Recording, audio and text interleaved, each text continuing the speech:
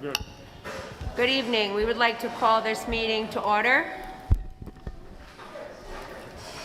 This meeting is being held in accordance with the schedule of meetings adopted at the organizational meeting held January 6, 2029. Adequate notice of this regular meeting of the Kenilworth Board of Education has been provided to the Home News Tribune, the Star Ledger, the local source, on January 8, 2021. A copy has been filed with the Kenilworth Borough Clerk, posted in the board office, the Kenilworth Borough Hall, Burley and Harding Schools, as is provided by the Open Public Meetings Act. Please join us in the salute to the flag.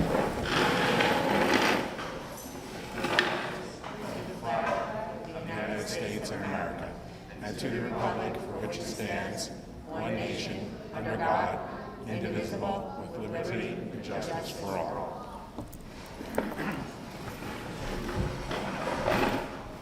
Mr. Ganala, can we please have roll call? Biner. Here. Braun. Here. David. Here. Drogan. Here. Haberther. Here. Jankowitz. Here. Ladati. Here. Panici. Here. Zimmerman. All present. Thank you. Reading and receiving of the minutes, can we please have a motion to accept the minutes from September 13, 2021? So move. Second? Second. Motion made by Mr. Haberther, seconded by Mr. Jankowitz. All those in favor of receiving the minutes, please say aye. Aye. Thank you. Mr. Ganala, do we have any monthly correspondence? We don't have any public correspondence this month. Okay, thank you so much. Next up, Mr. Arlington, Superintendent's report and presentation. Good evening, everybody. As you know, I like to include in all board members' board meetings one piece of information to celebrate and one thing to share with the public about the work we're engaged in as a district. And so to help celebrate tonight, we have several students to honor as part of our student spotlight. But to give a better, more comprehensive introduction, I'm pleased to introduce Principal Bobnowski. Good evening, everyone. Hi, Mr. David.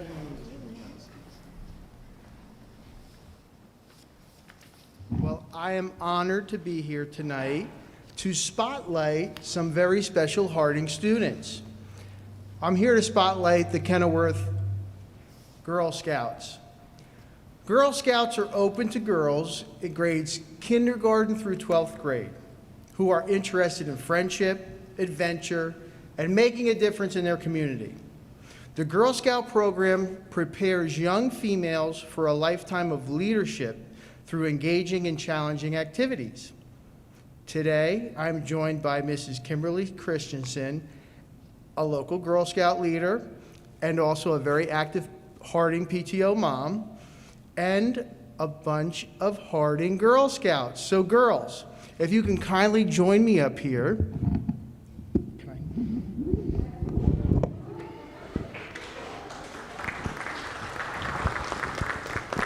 If we can kind of make a circle so you guys can face the camera. Nobody stand in front of anybody else. Everyone make like a U. And I'm going to ask Mrs. Christensen and maybe some of the girls to speak about all the great things that they learn in Girl Scouts and all the great things that they do for our community. Good evening, everyone. As Mr. Bobnowski said, I'm Kimberly Christensen. I'm the current service unit manager for Girl Scouts, as well as the troop leader for the 2nd and 3rd graders you see in front of you. So, Girl Scouts is all about new adventures, making friendships, and having fun, and giving back to our community. Some of the things we've done to give back to our community are local food drives, clothing drives, clothing drives, as well as Girl Scouts cleaning up parks and other things. Now, it would be great for me to talk, but I believe some of the girls want to tell you a little bit about their experiences. Who would like to? Let's see. Okay, go ahead, say your name. My name is Hannah, and I know we also made like a lemonade stand and donated stuff. That's right. Do you remember where we donated the proceeds? I think we donated it to a church. To the food pantry at St. Yeah. Very good. And you what? Everyone. kindness. Sure. Okay, go ahead. Tell them your name and what you'd like to. My name is Kayla, and at Girl Scouts we learn kindness. All right. Does anyone else have anything to say? Okay, we'll take one or two more, okay? My name is Katerina, and in Girl Scouts we learn how to be friends with other people. Very good. All right. Let's see. Okay, last person. My name is Addison, and we learned how to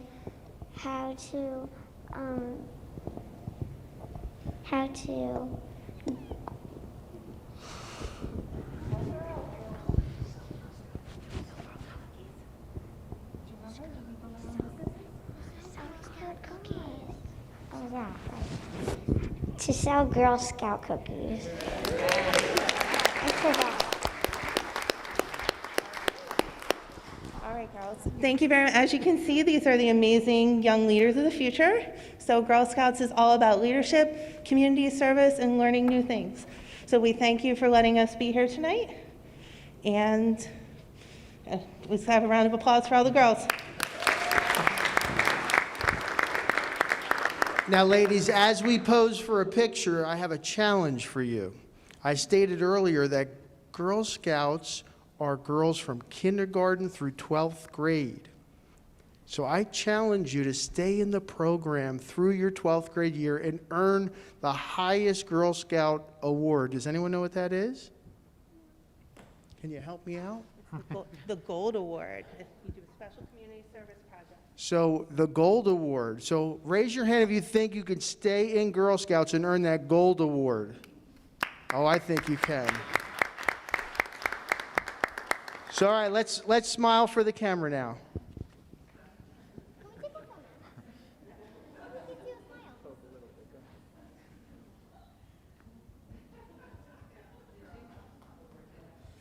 They could take their masks. You can take your masks down for a sec, girls.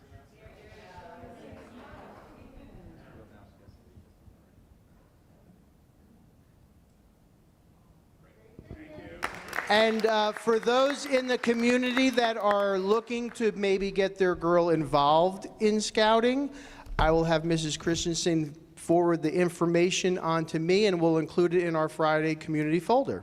So thank you, ladies.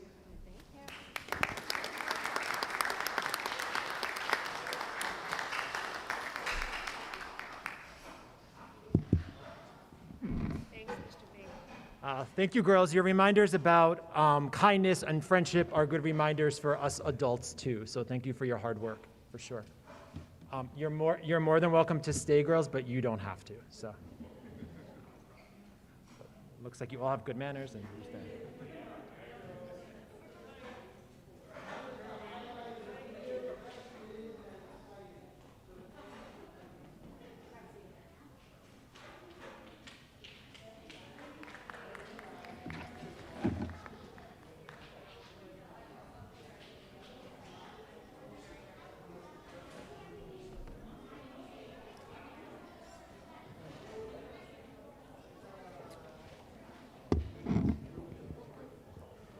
Okay. Now for a presentation far less cute, but hopefully equally compelling. Tonight, my leadership team colleagues and I are going to share student achievement information across grades K-12. We're geared up to do that through an agenda structure that looks to set a context for the presentation and provide demographic data as ways to better understand our achievement. We'll also spotlight the work we're engaged in by looking at our investments or inputs and the work in progress we've delivered on over the last few years. I'm calling these our outputs. These things together help set our path forward. So these goals I'm posting here undergird the big ideas of the presentation tonight. Tonight you'll learn more about the ways our achievement data is problematized by looking at it in multi-pronged ways. You should also be able to see how we've situated our achievement data in the larger context of our district goals, and of course, we'll reflect on successes and growth areas that will bridge the gap from where we are to where we want to be. We're centering student achievement tonight, but we can't look at it in isolation. It's important that we look at the different cross-cutting ways achievement intersects with information, including our demographic data, special education data, and our academic rankings. When we puzzle these intersectionalities together, we paint a richer picture of our achievement profile. This year, as part of our district goal work, we're continuing to focus on future-ready innovation and increased opportunities for job-embedded professional learning. As I mentioned last month in a board presentation devoted solely to unpacking our goals this year, we're also folding in new goals, including working towards building a richer data culture, focusing on diversity, equity, and inclusion, and educating the community about proposed facility and academic program improvements. I encourage the public to revisit the presentation from last month or the superintendent's update I shared last Friday for more information on our district goals. As we progress through tonight's presentation, you'll be able to see how our achievement work coalesces with and aligns to these goals. But we're going to start tonight with a very quick big picture snapshot of our demographic data. So this graphic traces our total enrollment over the last few years, which has remained relatively steady. As of today's date, we're educating 1,441 students. We have 164 choice students. 21 students are from Winfield Park. This enrollment forecast is from right before I got here, actually, in 2019, the Whitehall Demographic Report. The demographer forecasts particularly steady enrollment for next year and a slight increase in school year 23-24. But looking back at what the demographer projected out in 2019 for the last few years, it's clear the report is pretty accurate. This doesn't take into account any new or potential housing in town, which I'm told wouldn't affect the very immediate future, but certainly that potential for new construction affects longer range planning, particularly as we consider a bond referendum to enhance buildings and grounds. That opens up space opportunity. New housing may also have potential choice enrollment implications. So these are all considerations we may be facing in the foreseeable future. And certainly I would recommend, as we get firmer details about these plans, we have Whitehall conduct another study, particularly as part of the on-ramp to the referendum.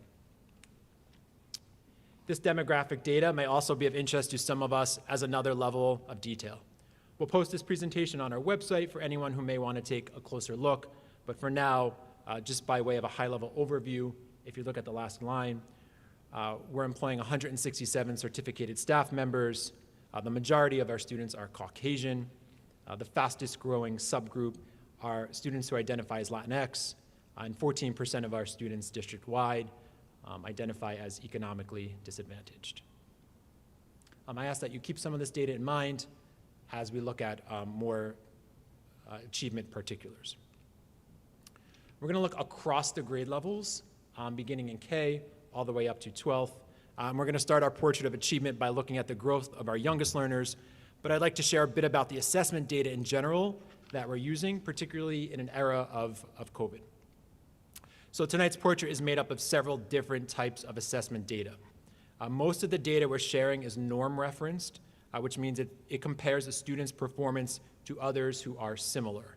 So the object of a norm referenced assessment is to compare a person's performance to what is considered on par for other students like him or her.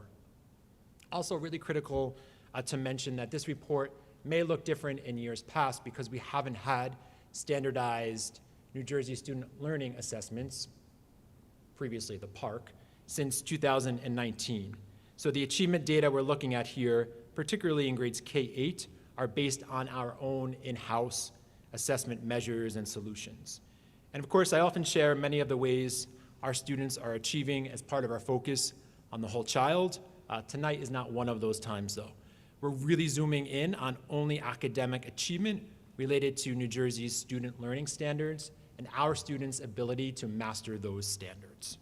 We're going to start with a look at the tool we use in grades K2 to measure early literacy called the Dibbles. And Brian's going to walk us through, Mr. Luciani is going to walk us through those results.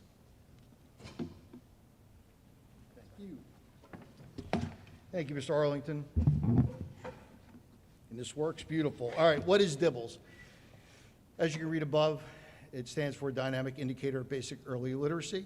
It is our universal screener for the district, and it monitors developmental of early reading skills across grades K to 2.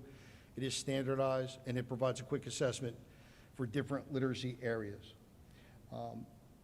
It is for our use truly for early literacy. And by standardization, it means that all assessments are universal throughout the country that use the Dibbles system. It is one test that is taken numerous times during the year, a beginning, midpoint, and end. And in essence, the Dibbles test identifies sounds, letters, words, and sentences. So from the composite score, focusing on spring growth, overall we improved by 4% for students well below and below benchmark, and improved 2% for students at benchmark and above. Up until the winter of 2020, not all of our kindergarten teachers were trained in OG. They now all are.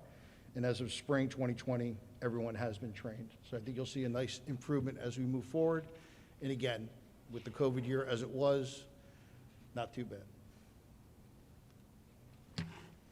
On the first grade side, focusing again on the spring growth, overall, we improved by 9% for students well below benchmark, and improved 8% for students at benchmark and above. The data is excellent because of the growth occurred during that pandemic setting. Again, different subsets, but nice improvement on the above benchmark. For second grade, we only had 14% of the students tested well below in the fall. That improved to 86% of our students ready to learn on grade level at the end, which is one of the highest readiness levels we've had in many years. As of spring 2020, all second grade teachers have been receiving and have received OG training. And at the end of the year, less than a quarter of the students showed a need for further support. So what's remarkable here is the students that are on the screen right now have been in our new ELA program the longest, and as you can see, they've shown the most growth. So it's very promising, the results that we're seeing for the students that have been in the program. Currently, we are about 90% with all of our K through 3 teachers trained in our Orton Gillingham program, and the students on the screen have been in that program the most, and obviously they have shown the most growth. So it is very promising to see the fruits of our labor are coming into action. Thank you, Mr. Bobnowski. Question, not to interfere, but Anthony was just asking, with the chart, when you look at fall 2020 versus spring 2021, it doesn't look like growth in a positive light. It looks like a loss. The percentage is greater that's well below benchmark in spring of 2021. So yes, looking at Unless we're reading it wrong. No. So when you're looking at it, more kids coming in with the COVID year as it was. We went to 68. I'm sorry. Went to 78. We dropped off a bit, but really the above benchmark kids was the noticeable approach. In essence, we numbered up, coming up in a more positive way.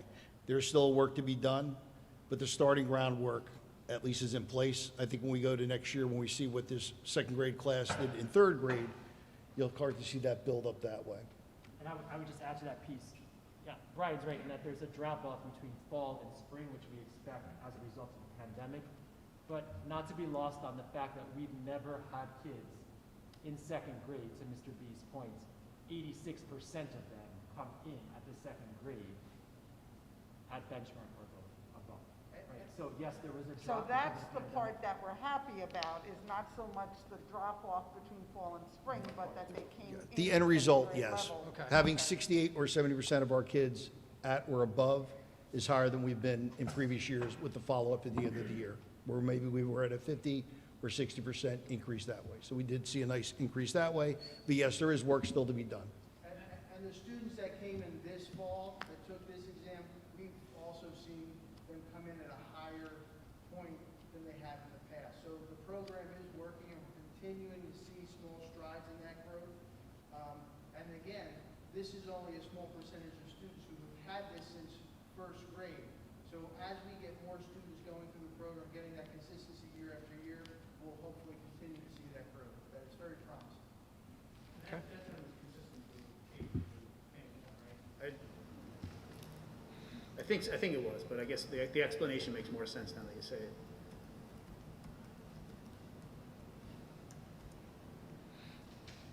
So 63, 75, and then 78. And again, we'll see how the third graders have just taken, no, we don't, we'll finish up and see where they at when we get to map and things of that nature. All right. Our next one, on Go Math. So this is our K to 8 math program. It's one of the 5 most commonly used math programs in New Jersey. We assess at the beginning and the end of the year and measures growth obviously over the 10 months, and monitors prior math knowledge and readiness for upcoming standards. And there's an example of what a practice lesson in homework will look like from lesson 4.1. It addresses the standards that they will learn throughout the course of the current year. So obviously on the pretest that they take early on, they're going to have some problems because they're not going to know how to do some of the work. Some will, many won't. The end of the year assessment is what comes to fruition. So end of year for growth 2021. Grade 2 is coming in higher than in the past. A good achievement in the spring, as you can see.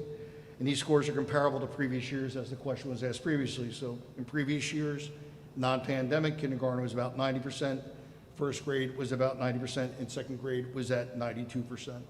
So with everything going on, they maintain a good average.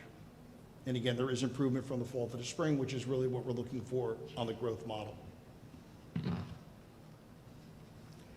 The NWEA, or as I like to call it, MAP, even though it doesn't match NWEA. We administer in Kenilworth in grades 2 through 8, 3 times a year, again, the beginning, midpoint, and end of year. An English language, arts, and ELA math assessment that assesses students' readiness points and growth over time. It does help us drive instruction. It aligns to support other programs such as Study Island, places indicator for multi-tiered systems of support, and predicts student scores on the New Jersey Learning Assessment, the NJSLA, which our students will continue to take moving forward. The biggest add-on has been for helping us strive for the MTSS program, which has really taken a nice recalibration and really coming into fruition with itself at Harding and starting at Brearley Middle and High School. The predicament, regarding the assessment for the state test is helpful to get a guiding start as to where things will be when they take the test in April or May. So what is a RIT score?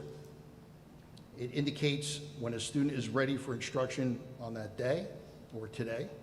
All grade levels are either equal to or above the starting RIT norm in ELA, and the progression of growth is typical as students in lower grade levels are expected to make more progress than students in upper grade levels. So you see a bigger jump from grades 3, 4, and 5 as compared to when we get to 6, 7, and 8.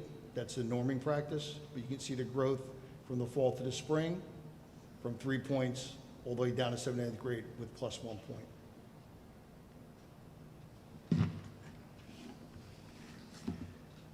Our students started at or above the normed RIT score in the fall. Overall, our students ended at or above in math in the spring. And the progression of growth is typical, once again, as I stated previously. So again, we go from +9, 11, 8, 10, +1 in 7th grade, 0 in 8th grade.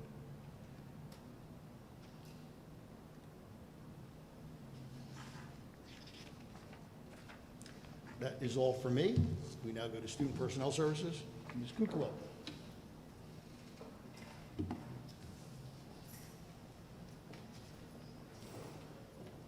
Hello.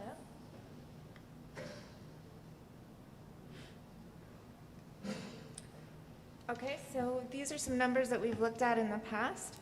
It lets us know the percentage of special education students in the district, as well as the number of students with IEPs in each building. So right now, we are at about 218 students with IEPs, or about 14.9% of our district's population. That has gone up a percentage point since the last time we looked, but if we look at the state's population percentage of students with special needs, it also has gone up about a percentage point, so that's an interesting parallel. Right now we have 97 Harding students with IEPs, 104 Brearley students, and 17 students out of district.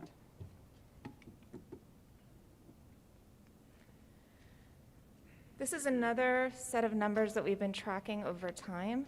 If you look in the left-hand column, you'll see the number of students referred to the child study team for an evaluation to see if they're eligible for an IEP.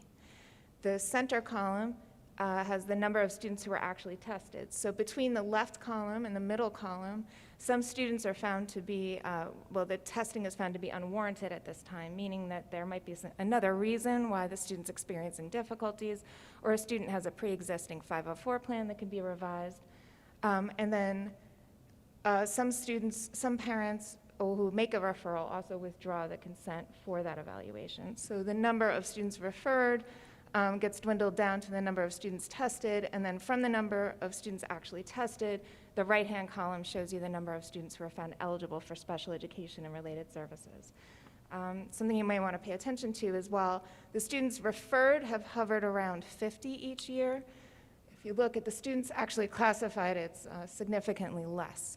So this can be a symptom, and we're looking at it as another piece of evidence that shows that we need to bolster our intervention systems, because if the intervention systems are in place and working with fidelity, then we should have less students referred for special education, and more of the students who are referred should be found eligible. That makes sense, right? Because we'll be testing the students that are most likely to need those services. Any questions about that? So MTSS, IRNS, intervention systems, whatever you'd like to call them, this is a diagram that just kind of shows how intervention systems are organized in the tier, which is commonly referred to in the form of a triangle, with most of our students receiving the supports that they need at the bottom, the tier 1, less students needing tier 2 supports, which are typically done in smaller groups, and the least amount of students needing tier 3 supports, which are usually individualized and intense in both frequency and duration. At Harding, the intervention system this is what it looks like for this year.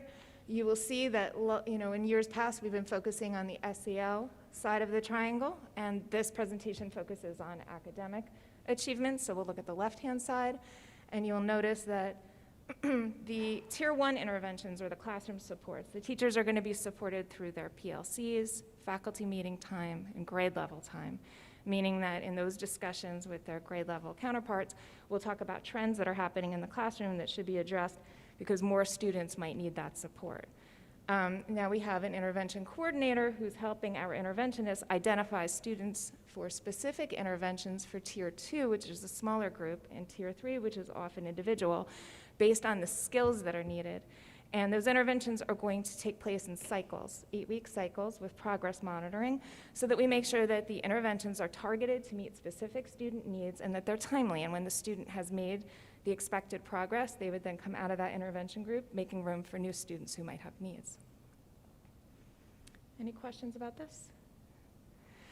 So our tier 3 interventions started a little early this year. They started the second week of school.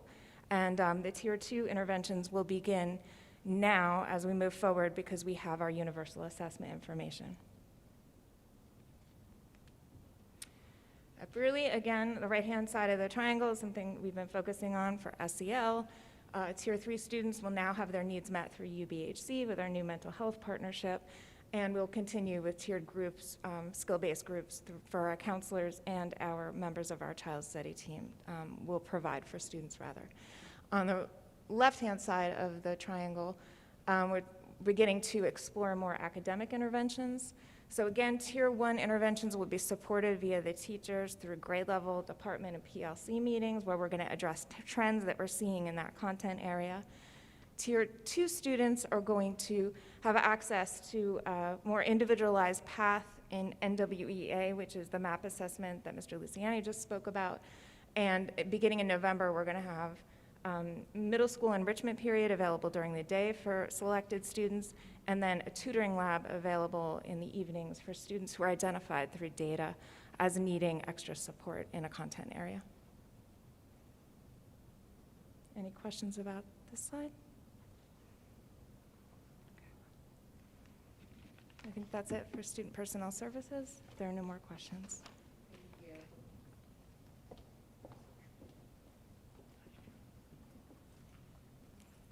Hi, everybody. Good evening.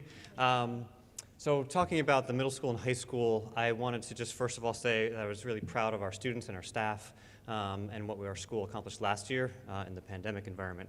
And this year, I'm already in the first month and a half proud of what our school is doing in terms of data and data analysis and looking at where we're headed is exciting. But first, let's talk about where we are. A few things. The PSAT, in fact, is tomorrow at David Brearley, so our sophomores and our juniors are taking the preliminary SAT. It's also called the National Merit Scholarship Qualifying Test, and that's specifically for juniors. So juniors become eligible in their junior year to take the PSAT, which qualifies them to become National Merit finalists, commended students, semifinalists, so they can achieve those recognitions. It also allows them to possibly earn scholarships through the PSAT. So that is tomorrow at David Brearley. And it's something that our juniors primarily take and our sophomores take that as a practice PSAT. All of that is preliminary to the SAT. So the PSAT is more than just a practice. It also qualifies you for scholarships and such. The scores help us towards becoming National Merit Scholars. It has math, evidence-based reading and writing, and the max score is 1520. Last year, fall of 2020, our school scored at a 960, so that's in the 51st percentile. With the SAT is offered several times a year. It is not embedded within the school day like it is for the PSAT. It's given on Saturdays throughout the course of the year. The majority of our 11th graders take the PSAT in June. So we provided you with that June 2021 data. At that test, we had 62 test takers. Other juniors took it in the March administration. There's an August. There's an upcoming one in October. So students can continually take that test throughout the course of the year. But this was a high participation rate, so I want to provide you with this data. So June 2021, our mean total score was a 972. That, of course, is out of a 1600. So you can see our English score is a 511, our math score is a 461. Then we also have our AP courses. So advanced placement, AP, these are college level classes that are given during high school, taught by our high school teachers. They're challenging our students at the college level. You take a test in May at the culmination of the exam, and you could potentially earn college credits depending on the university or college that you apply to. Also, we have the AP designation on the transcript, which gives our students a slightly higher GPA boost. So there's that incentive, and if you do take the AP exam, you do not take the final exam for that course in that school year. So that is AP, college level courses. Our data over the last few years is up here from 2018 through 2021. We added an additional AP course last year, AP Computer Science, so that was a new course. We've had 10 for the last few years, and we added the additional AP Computer Science. We offered 145 AP tests. Our mean score this past year was a 2.02, and our number of students scoring a 3 or higher was 46. So 3 is considered a passing score.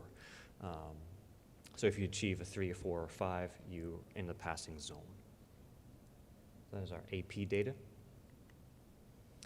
So in terms of the school rankings, when you look at U.S. News and World Report, number of things go into that ranking. Specifically, number of students who took at least one AP exam is one of the factors. Also, the number of students who passed at least one AP exam.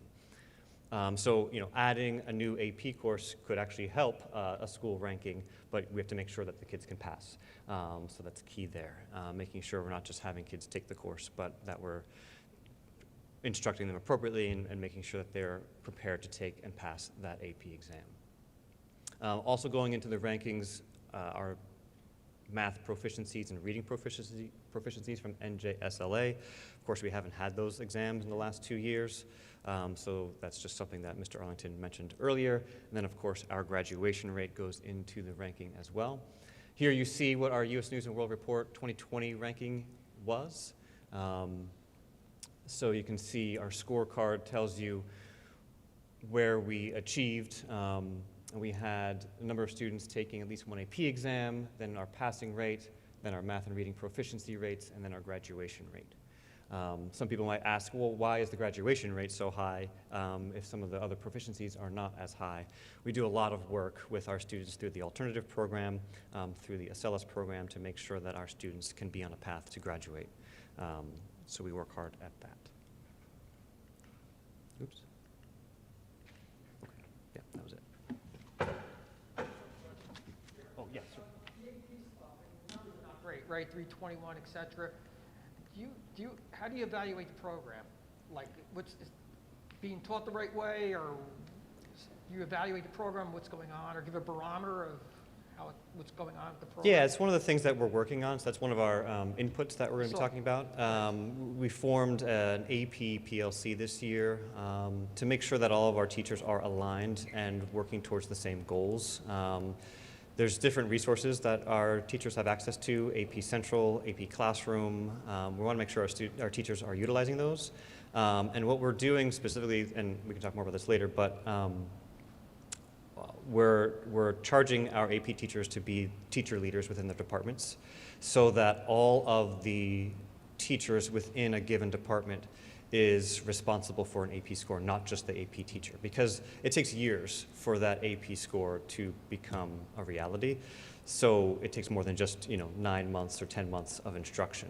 So what we're trying to do is make sure that our AP teachers, who are often looked at as the culmination of an experience in a department, and we're making sure that the skills that are embedded within the AP course are being articulated through the different courses, starting even as low as 7th grade. So it's 7th grade teachers, 8th grade teachers, 9th grade teachers, no matter what class it is, they're all targeting towards those AP skills, so that by the time a student does take an AP class and an AP test in his or her, say, junior or senior year, they've been exposed to those skills from the get-go rather than just kind of being introduced to them in that final year.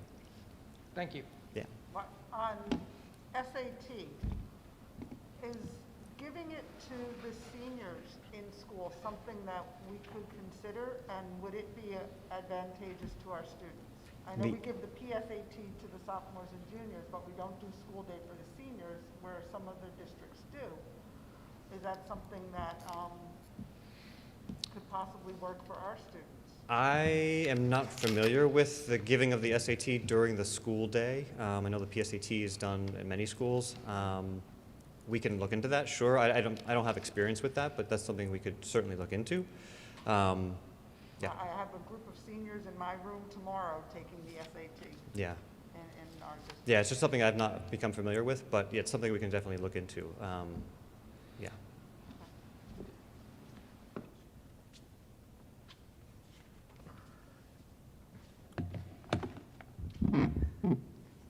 So we're going to end a little bit with a more kind of robust conversation of our inputs and outputs, with particular emphasis on ELA and math.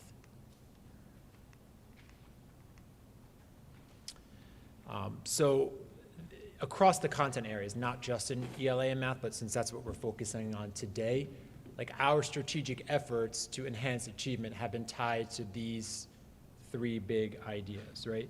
Developing teachers' professional capital through an increase in professional development.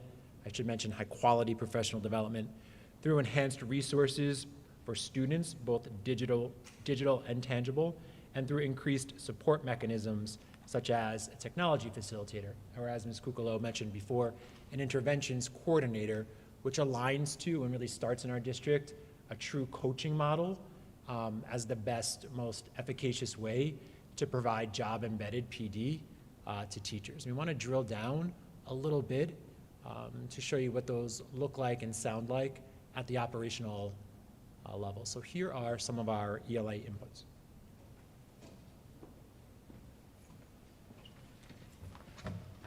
So on the ELA inputs, you can see across there, this will be the second year we're implementing Reader's Workshop, and this is the first year we're implementing Writer's Workshop. As it says, it's in-house sustained K-6 professional learning, and that's been ongoing and continuing. We have new units of study for ancillary resources. On the middle school side, which is brand new, we have book clubs and balanced literacy, again, providing additional supplemental sources. English 4 course design, which is brand new this year, brought up with the staff incorporated with PD from the outside, again, with additional books and supplemental resources brought up. And then tools to differentiate and support learning. Newsella is new this year for us. A lot of the teachers liked it last year, so we incorporated it with a licensing purchase for everyone. And No Red Ink has been a continuation at Brearley for quite a few years now regarding that support side. So those are the things that we're doing. All teachers in all grade levels are learning the same instructional practices, which ensures continuity, as stated before by Mr. Davies. And we're implementing all the programs listed here. And as we move forward, we'll be doing some add-ons moving forward.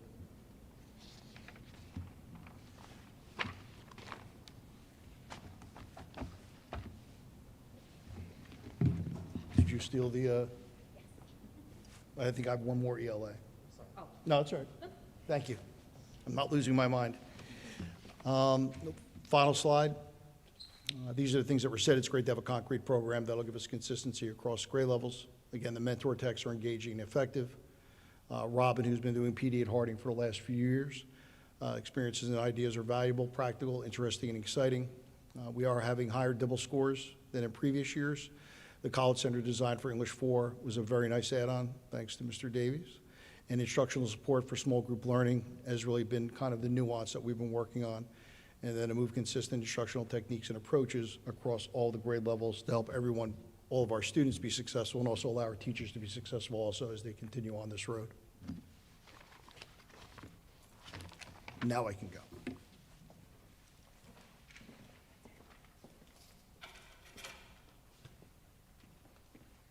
Hi, everyone. Good evening. So as you saw from the map data earlier, we are seeing some nice growth with our students in math, particularly in grades 3 through 8. Some of that comes from our full support and investment in the Go Math program. It is now kindergarten through 8th grade. It took us a little while to get all the way up to 8th grade, but we're there now. And obviously the company, Houghton Mifflin, offers professional learning when we adopt a program, and it's the expansion across the grade levels is complete. In addition to that, we've added some programs to help our students who are struggling with math. So one of them is a program called ALEX, which comes from McGraw-Hill. Our high school math program is now new this year. We're unfortunately missed some training due to the flood, but we'll be getting to that on our full PD day in November. So ALEX is an adaptive program that the students would log into. It will gauge where the students' skills are lacking and then give them a series of lessons and exercises and things to do in order to work on that. It can also accelerate a student who's doing at or above what's expected of said course, like Algebra 1, for example. Math 180 is new for us this year. We were going to start it the year before, but because of COVID, it wasn't feasible. Math 180 is being used with our 7th and 8th graders who are in a Math Foundations course where they've been identified as needing support. So, like Dawn said, it's a tier intervention, a tier 2 intervention for students who need additional support in math. It's daily for an hour. 2 of our middle school math teachers are doing the program. They're currently engaging in professional learning for it, and it's a blended learning model. So half of the students would be doing a lesson with the teacher while the other half are on their Chromebooks doing an online piece or component, and then halfway through the period they switch. Small group, by the way, we're talking maybe 12 kids in the class instead of 24. Lastly, you've heard about this a lot already, but we have Study Island. We've been using that in math as well as language arts to help support our students. It's sort of like an ALEX, but it's geared towards our little guys, our 3rd through 8th graders. Additionally, this has been in the works for a few years now, but we had to pump the brakes with COVID. The math department and I redesigned the sequence of courses for honors math so that we could condense some of the topics and give our students the opportunity to take AP courses in math by their junior year instead of waiting till their senior. So for example, geometry used to be a standalone course, and now geometry and trigonometry are merged together so that by the time they get to their sophomore year, they can do trig and pre-calculus and prepare them for AP Calc A their junior year and then AP Calc B their senior year. So that's ongoing. We're phasing that in. And then lastly, we've added, as I mentioned, the math program in the middle school, the foundations course as an intervention using the Math 180 program. So those are some things we've put in place for math. I'm going to switch where did that go? Oh, thank you. Okay, so as a result of some of those programs, we've seen an increase in math scores, which is fantastic. We've also implemented in some classrooms a small group blended learning model, which I explained before, where some of the students are working with the teacher while some of them are doing work on a Chromebook. We also have increase in availability for students to take more AP math courses.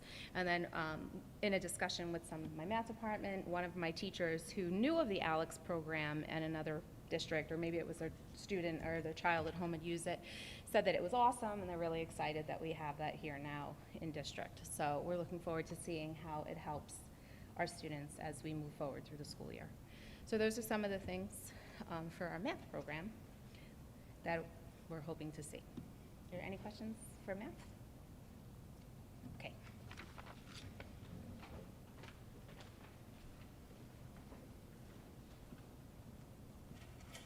So some of the inputs regarding PSAT AP I spoke about a few moments ago. Specifically, though, we offered an SAT boot camp this past spring to our junior class, which we had a large percentage of students take advantage of that. So we want to continue to offer that, but we also want to not have something, because that was an after school, it was actually held in the evening, but we also want to embed PSAT, SAT-like questions throughout the curriculum so that it's not just an after school thing for those who choose, but it's embedded into our instruction.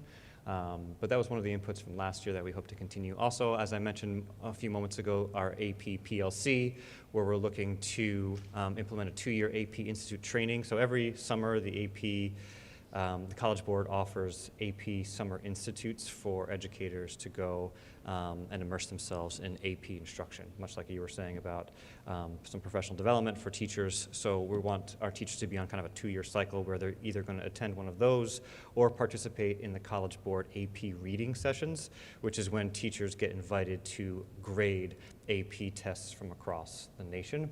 And through that process, you can learn a lot about instruction by grading all of the assessments from across the country. So that's part of our AP PLC. Also utilizing AP Classroom and AP Central more consistently across all the different AP classes. And then our AP teacher leaders focusing on those skills within their departments and having all the teachers within the department contribute towards work on those skill areas. Finally, we want to investigate pre-AP courses for earlier years so that it's not just AP rigor when students get to an AP class, but in advance of the AP course, they're experiencing AP-like instruction. So that's looking into that for the Scholars Academy.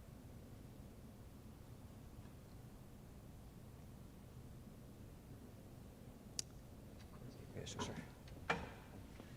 So we wanted to close out here by identifying some additional successes and then also some work we have for us moving forward. So the alternate education program is in place and is growing, and it's really a movement towards differentiating programming for kids, not just instruction.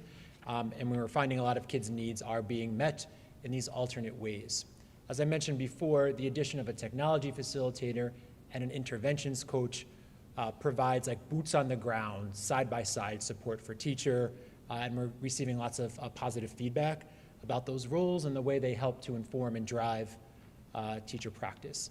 A lot of work going on, as I shared with you in the spring, in the realm of technology and trying to move towards more consistent technology models across classrooms, and lots of home to school efforts through increased communications, parent universities, and something we'll be sharing in a couple months, a greater focus and success on culture and climate.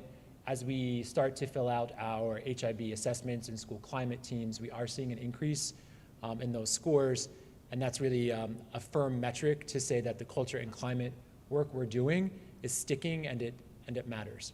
So these are some of the things we want to focus on moving forward, particularly looking around assessments and what makes for a high quality assessment. So we have this really vetted MAP program in grades 3 through 8. There's a drop-off at 9-12, so we're looking at like what that means and what the implications are without the MAP, and if it makes sense to move towards the MAP in those grade levels. Something that Mr. Davies and I are talking about, and I know he's working on, is looking at the academy. You know, how far have we veered from the original intent of the academy, and really should that intent look different now, many years later after its inception? Also, as Mr. Davies said, there's a pretty wide delta between our graduation rates and our proficiency rates. So what does that mean? Why are kids accessing all of those alternate pathways to graduation? And what does that say about the work we need to do around curriculum, instruction, and assessment? We have a data warehouse. We could probably be using it more robustly, and so that's something we're working on, along with maybe researching some other data warehouses that give teachers more granular level instructional data to help drive teaching and learning. And something that's really important to me is that we stay the course. So I think lots of times this is not an anomaly to Kenilworth. Educators, school systems are always looking for the newest, the greatest, the shiniest product to layer on. And we certainly have a lot of, as you heard tonight, curricular and instructional programs and strategies, and I think we need to widen and deepen them, not necessarily add more to them. So I hope come budget season, what I present to you is are maybe some new tools we need to fill in gaps, but not a host of new things, because as you heard tonight, we have them in place. We just now need to refine them and sort of dig into them slowly over time. And continuing to focus on these three things, right? These things are going to matter most in the end: professional capital, resources, and informal leadership support. On behalf of my colleagues and I, we hope that tonight's presentation really showed you the ways in which our goals align to our everyday work, and how we're questing after a notion of being in sync with the community and with the achievement goals we have for our students. We're happy to take questions now about anything you heard or saw tonight, or any wondering or lingering kind of thought you may have. Ms. Zimmerman? And I might have missed it, but we didn't address anything, I think, tonight about our ELL community. How are we doing with that? Yeah. I know that, it's been a few years. Jen is out 4 years now, but for example, when she was here, there was a student who moved into district who had very little English and became somewhat of the job of one of our in-school Spanish teachers to kind of play interpreter and help out as best the teacher could. And that teacher did a great job, but our community has been changing. Our ELL population has grown in the 30 years that I've lived here. Yeah. And I'm just wondering, are the students that we have in district being properly served? Do we have a situation that we can handle? What do we do? Yeah, we do have a situation we can handle. Dawn oversees ELL. We actually had a really great conversation about how to present ELL data. We're thinking, believe it or not, our students are taking the strong assessments right now, and we will need to report those out within 60 days. We'll bundle those ELL kind of achievement measures with those Start Strong assessments. But as we prepare for that reporting out of ELL data, I know Dawn and her ELL teachers have had some really great conversations, and maybe you can just share some high-level takeaways from those. Sure. So in this presentation in years past, I believe you've looked at the Access WIDA information, and it has almost like a scatter plot of the students across the different areas: listening, speaking, writing, etc. So in looking at that data in preparation for this evening, really it's very difficult to see from 2019 to the most recent data last spring any movement or growth across those tiers, because the students aren't identified, right? It was just the scores across the grade level. So in conversations with the ESL teachers and with Kyle, I said, what should we be looking at instead? Is there something that we should zero in on? And what the teachers were able to tell us is that the students are still moving across the continuum, but we have mobility that impacts, where those numbers actually are. So the last time we looked at that number, we had a large number of students who were preparing to exit the program. Now we have a lot of new students who have joined us. I think at the secondary level, Bill Hopper's class is now 24 students, grades 7 through 12. The trends that they have identified to me is that output continues to be a little bit of a struggle for some of our students, which is not uncommon for ESL, most specifically speaking.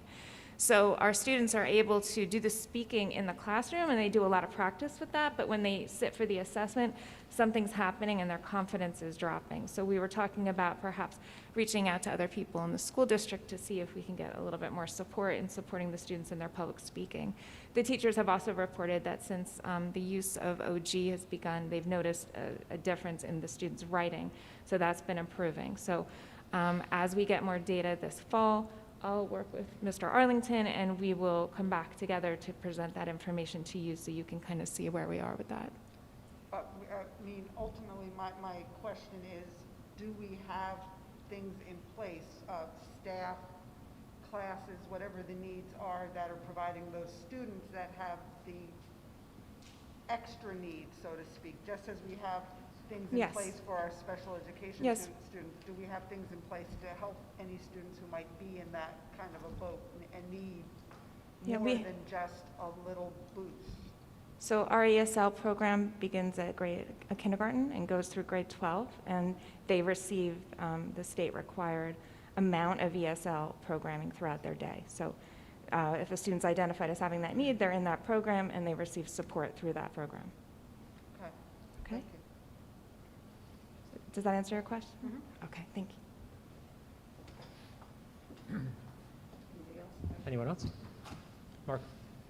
Remind us, I know you mentioned it in the past, but maybe this is a good time as well to remind us what measures are in place to, at the Harding level, to bring the folks, students to the middle school, the high school, the continuity, like where's that, just so everyone's, you know, on the same page when you're saying rowing together, like how does that Yeah, so work I'll at let that level? Mr. Bobnowski and Mr. Davies answer some of that, but you could have all the transition experiences you want, which I believe in, and orientations, but until the curriculum is aligned, you're going to continue to see gaps. So I think that's what Lauren was speaking about a little bit in math, right?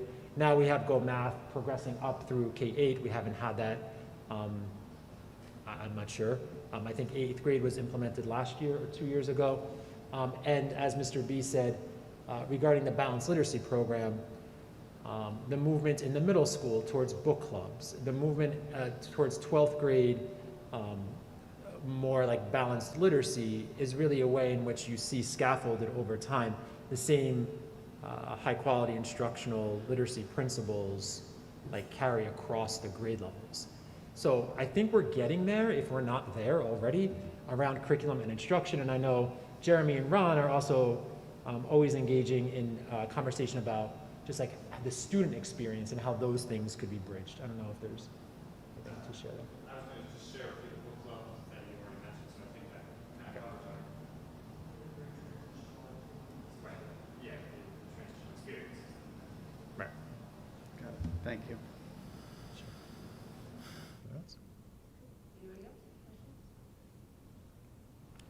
Thank you. Okay.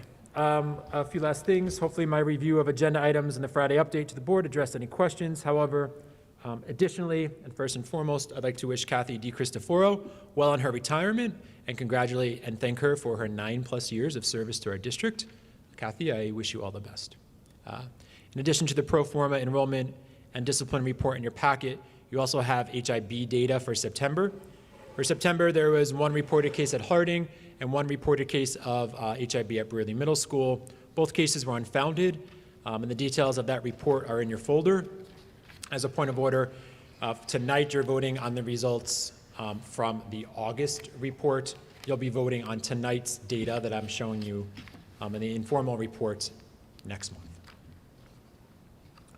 Madam President, that concludes my report. Just take a minute to see if anyone have questions regarding the HIP?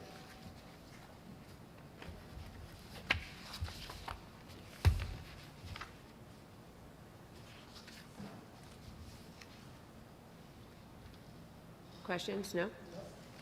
Okay, thank you, Mr. Arlington. Thank you, everyone. We will now move to report of committees, review of resolutions, and board discussions. First up, finance, facilities, and negotiations. Mr. Ladati. Yeah, hi, good evening, everyone. My Thank report's a you. little lengthy tonight. There's a lot of stuff going on for the facilities and the finance committee. Most of the summer projects are substantially completed, and we're in the process of getting through the punch list and closeouts. They include the Harding Masonry Project, the Harding Basement Ventilation Project, the Harding and Burley Solar Projects, the Harding Energy Savings Incentive Program, that's the lighting projects, and there's several other projects nearing completion, including the new signage in front of both of the schools and the Harding School gymnasium renovation. The administration is finalizing the scope of the work for their referendum projects, and the architects are reviewing the scope of the project to try to formulate a cost for the referendum. As you know, in our everyday life and what we do at home, estimating cost of projects has become increasingly difficult due to the supply shortages, disruptions in the supply chain, raising inflation, all making it very difficult to sort of plan out projects 24 months in advance. The goal of the Finance and Facilities Committee is to do as many facility projects as possible using grant money, reserves, and the operating budget. Okay, that should hopefully reduce the overall cost of the potential referendum or the upcoming referendum.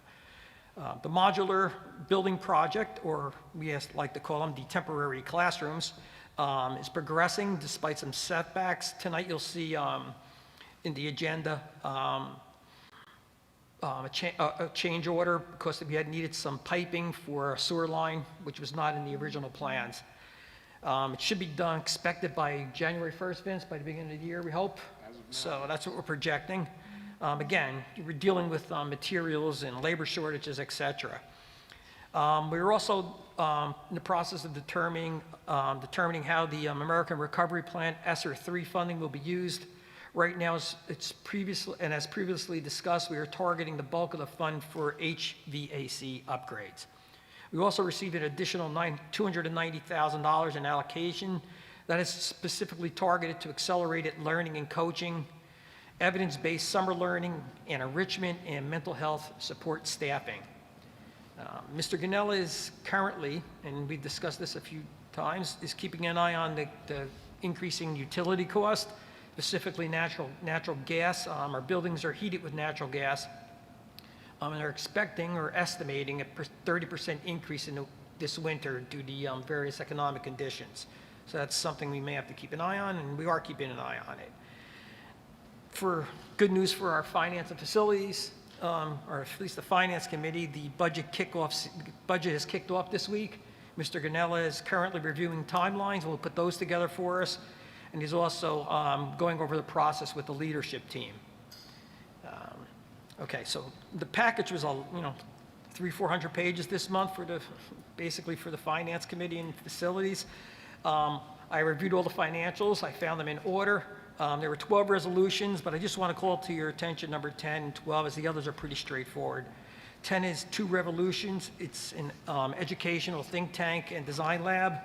They provide leadership, team coaching, and professional learning support around the problems of practice and building a stronger data culture to drive achievement. 12 is basically an upgrade to our control system, which is our locking system. I think right now, if a new teacher comes in or a new staff member comes in, what's it take? You have to change all the computer programs for the locking, and this will alleviate that. One other thing, I just want to congratulate or welcome Justin Connolly and thank Drew Vandervees for his future endeavors. And good luck with everything there. Can I jump into negotiations? Tonight we will go over, and I left on each of the committee's desk the memorandum of agreement to hopefully finalize the contract with the union. And we'll discuss that in closed session. And that's all I have. Anyone have questions for Mr. Ladati? Thank you, Mr. Ladati. No question? Thank you, Mr. Ladati. Next up, Personnel and Management, Mr. Haberther. Thank you. Quite a few resolutions. I'll go through them quickly. Resolution 13 is the approval for a part-time occupational therapist. Resolutions 14, 15, and 16 are the acceptance of resignations for various staff. Resolution 17 recognizes and accepts the retirement of Ms. Cristofaro. Resolution 18 is the approval to hire Mr. Connolly as a supervisor of buildings. Resolution 19 is a leave replacement for elementary teacher. Resolution 20 is the approval for additional teaching staffs, teaching sections. Resolution 21 is the approval of before and after care staff. Resolutions 22 and 23 are the revisions of maternity leave requests. Resolution 24 is approval of professional development presenters. Resolution 25 is the approval of student teachers. Resolution 26 is the approval of AM lunchroom aides and paraprofessional aides. Resolution 27 is the approval of athletic stipends. And 28 is the approval of home instruction. 29 is the approval of substitute staff. And that is it for personnel. Any questions?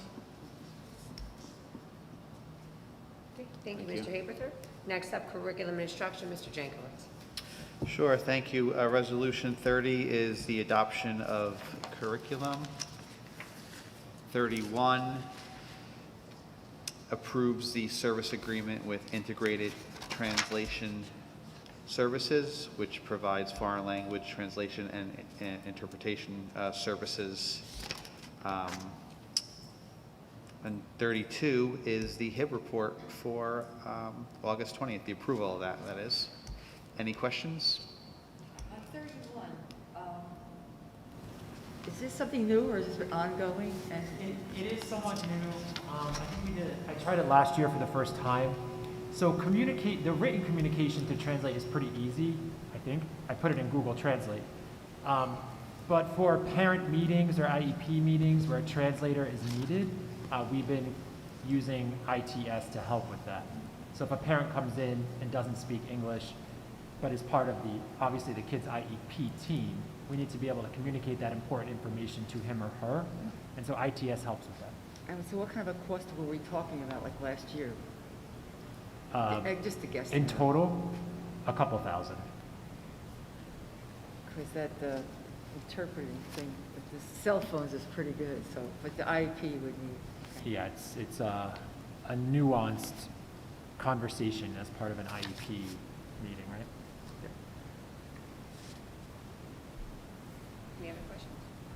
Okay, next up, policy review, Mrs. Braun.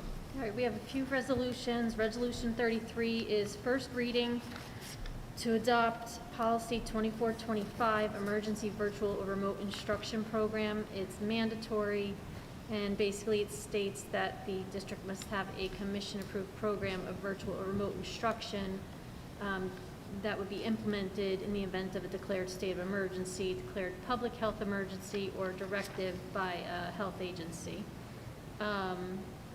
Policies 6155, 1, 2, and 3 all require the districts to develop and adopt policies in response to the Office of Fiscal Accountability and Compliance audits in the areas of allowability of costs, mandatory disclosures, and conflicts of interest. There are some revisions to adopt under Resolution 34, Policy 2467, surrogate parents and resource family parents. It's mandatory. It basically basically revises some terminology and minor language. Policy 5116, education of homeless children. There was a code that was recently revised and now requires districts to annually report to the Office of Homelessness Prevention in the Department of Community Affairs an accounting of each instance in which the district is made aware that a student enrolled in the district because the student's parent moved from one district to another as a result of being homeless.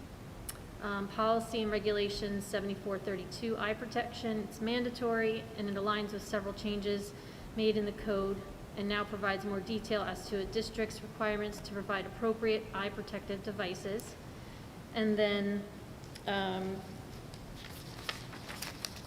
Resolution 35 is to abolish several policies. 1648, the Restart and Recovery Plan, it's no longer needed. Policy 164802, remote learning options for families. They no longer have the option to elect to keep their children home, so that one is no longer needed. Policy 1648, Restart and Recovery Plan, full-time remote instruction. It's no longer applicable. And policy 5114, children displaced by domestic violence. It's the information that was in that policy guide is now addressed in the policy and regulation guides 5111, so that one can be abolished. And policy 8810, religious holidays, is no longer required as the legal requirements in that guide are addressed in policy guide 2270, religion in schools. So that one can be abolished as well. Any questions? So when you mentioned the education of homeless children, you said, you know, maybe if parents just move away or something like that, and the kids are left with someone else, they would be considered homeless, and we'd have to educate them, or did I mishear you? And I also would like to know, It was like if somebody moves into your district as a result of being homeless from wherever they were, you have to report them. We have so, I'm sorry, maybe you could clarify this, because in the past, it was if a child became homeless in this town and wound up somewhere else place, we were required to let them attend school where they became homeless, not where their homeless new address is. And I believe that hasn't changed. Okay, I just want to make sure it didn't interfere with any of the residency stuff. I can't hear you. I just wanted to make sure it's really in conflict with any residency checks or anything I don't like think that. so. I think this is more of just, it's a requirement that these districts have to annually report. Okay, Report it, that's right. fine, thank you. Yeah, Okay, that's sorry. what that's doing. Everything else is the same. Yeah. Okay, thank you, sorry. That's okay. And the religious holiday one, what, I don't quite understand what. It's covered in another policy. Yeah, Religion in schools. so we can abolish that one, clean it up. Thank you, Jimmy, sorry. No, that's okay. Anyone else? Any other questions? I just have to go back, I'm sorry, because it was so quick. I had some questions on, to Anthony. The additional cost for the modular, it says additional underground sewer piping. Did they not know, is it they had to extend it for some reason? Why is there additional piping? We're getting bad, Is it going further or something? That's what I don't understand. That's a lot of money, so I just wanted to know. If you know, and I don't have to have it answered today. The original site plan that contractors got from the engineers, it was located at a certain point on Cross Street. But when they went to do the investigation to install it, it wasn't there, and it was about 100 feet down the road. Okay. Is that the guy that gave the estimates an error, or just, you know, that's what happens a lot. You start with one course and you wind up with a lot more of a course because of something like that. So I don't know who's responsible for that. I just wanted to know what that was. Okay, thank you. Anyone else, any questions? Okay, thank you, everyone. Old business? For the old business, the TAB committee is in the process of scheduling days in the next weeks to meet via Zoom. We've thrown some dates out there. We're just waiting for confirmation. Anyone have anything under new business?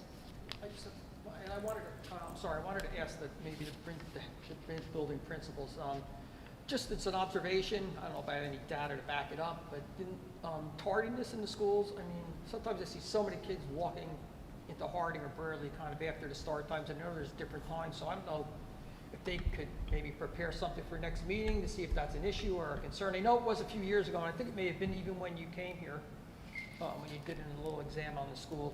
Yeah, absenteeism and sure. tardiness. I could ask and maybe report that out on a Friday update? Yeah, Sure, thank you. you got it. Under new business, we wanted to report that the steering committee recently met and connected with the district's communication team, Laura Bishop Communications. We had the opportunity to vet the firm and hear more about the work they've been successful in other districts in support of the BOM referendum, which will be coming up in the future. We discussed their strategies and guiding principles. A next step is for the SSP to continue on pricing out projects for board review for the upcoming referendum. Okay, and if, the end of the meeting, if the Personnel Committee can stay behind for a few minutes, that would be great. Okay, anyone else, anything under new business? Okay, we'd now like to open the meeting to the public. Is there a motion to open the meeting to the public? Second? Okay, motion made by Mr. Habeither, seconded by Mrs. Drogan. The meeting is now open to the public for comment.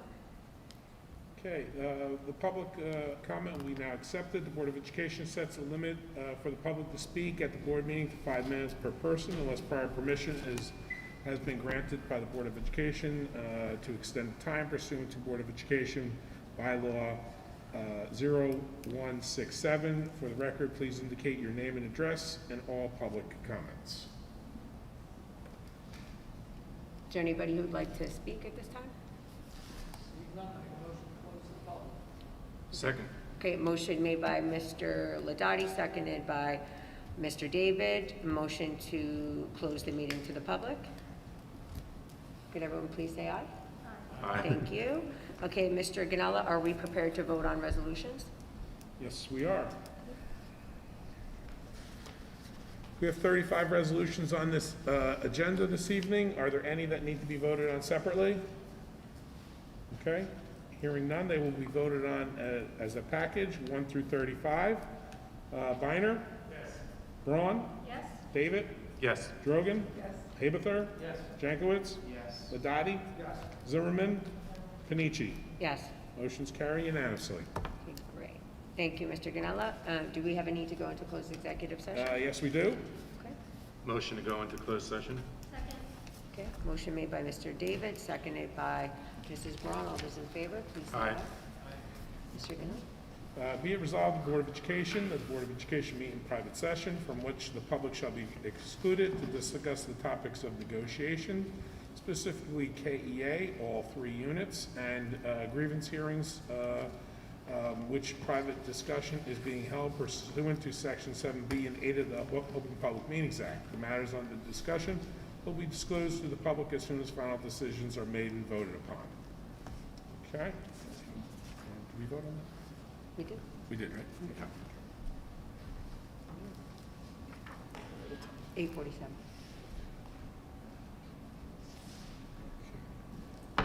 All right, we are in closed session. Bruno, we off? Okay. All right. Justin? Thank you.